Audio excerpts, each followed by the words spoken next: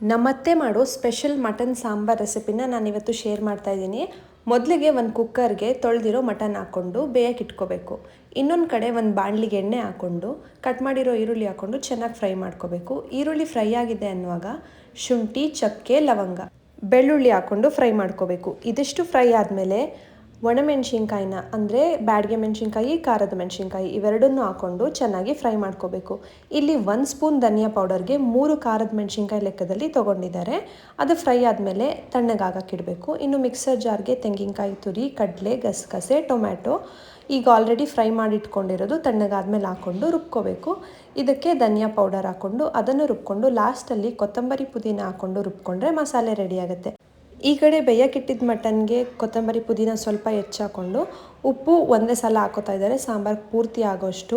ಇದನ್ನು ಒಂದು 2 ನಿಮಿಷ ಉಪ್ಪು ಕರಗೋ ಅಷ್ಟು ಬೇಯಿಸ್ಕೊಂಡು ರುಬ್ಬಿರೋ ಮಸಾಲೆ ಹಾಕಿ ಹಸಿ ವಾಸನೆ ಹೋಗೋವರೆಗೂ ಬೇಯಿಸ್ಕೋಬೇಕು. ಇದಾದಮೇಲೆ ನಿಮಗೆ ಸಾಂಬಾರು ಯಾವ ಕನ್ಸಿಸ್ಟೆನ್ಸಿ ಬೇಕು ಆ ಕನ್ಸಿಸ್ಟೆನ್ಸಿಗೆ ನೀರು ಹಾಕ್ಕೊಂಡು ಅಡ್ಜಸ್ಟ್ ಮಾಡಿಕೊಂಡ್ರೆ ಕುಕ್ಕರ್ ಲಿಡ್ ಕ್ಲೋಸ್ ಮಾಡಿ ಒಂದೇ ಒಂದು ವಿಷಲ್ ಕೂಗಿಸ್ಕೋಬೇಕು. ಇದು ಎಳೆ ಮಟನ್ ಆದ್ದರಿಂದ 1 ವಿಷಲ್ ಕೂಗಿಸಿದ್ದಾರೆ. ಅದು ಮಟನ್ ಮೇಲೆ ಡಿಪೆಂಡ್ ಆಗುತ್ತೆ ಎಷ್ಟು ವಿಷಲ್ ಕೂಗಿಸ್ಕೋಬೇಕು ಅನ್ನೋದು.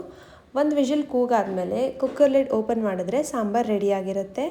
ಮುದ್ದೆಗೆ, ಅನ್ನಕ್ಕೆ ಎಲ್ಲದಕ್ಕೂ ಪರ್ಫೆಕ್ಟ್ ಆಗಿರುತ್ತೆ.